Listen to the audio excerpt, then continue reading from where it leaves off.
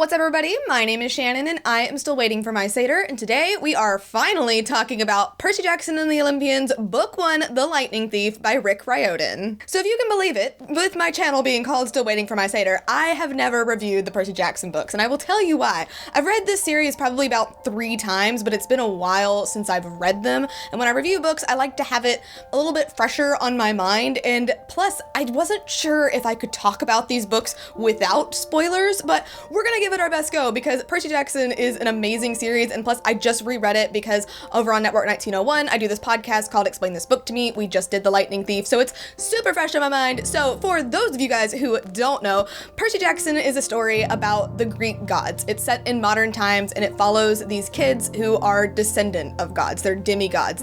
One of their parents is like Poseidon or Hephaestus or Zeus or whoever, and then their other parent is immortal. And we're following this boy named Percy Jackson who is sass to the max from the second you meet this 12-year-old boy, and he's just like, look, I didn't ask to be a half-blood. You don't want to be a half-blood. It sucks. If you start to find yourself in these pages, just stop reading. Like, you immediately fall in love with this character. He is a troubled kid. He's bounced around from school to school to school. He doesn't have the best home life. He does have the best mom in the world, but his stepdad's not the best. He doesn't ever really feel like he's wanted, and he's always had this weird stuff happening to him. Like, he didn't mean for like that cannonball to get shot into the bus, and like he doesn't know how those snakes ended up in his cradle, like that kind of weirdness that is always happening to him. Until one day he discovers that he's a demigod and people are after him because something has happened on Mount Olympus and it's up to him to right this wrong. So basically what happened was that Zeus's lightning bolt was stolen, and he thinks that Poseidon had charged his son to steal it, which didn't happen, but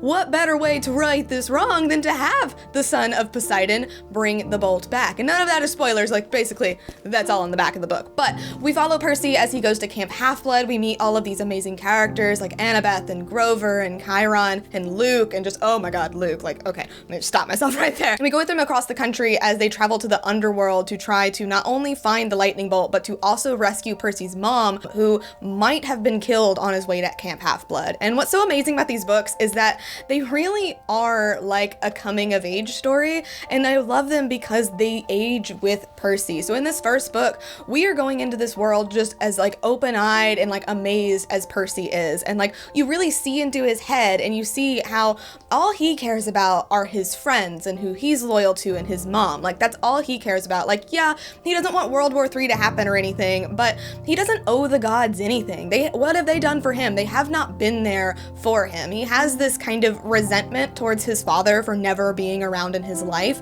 and you see how he deals with that as he goes on this journey, as he learns about Annabeth's story, as he learns about Grover's story.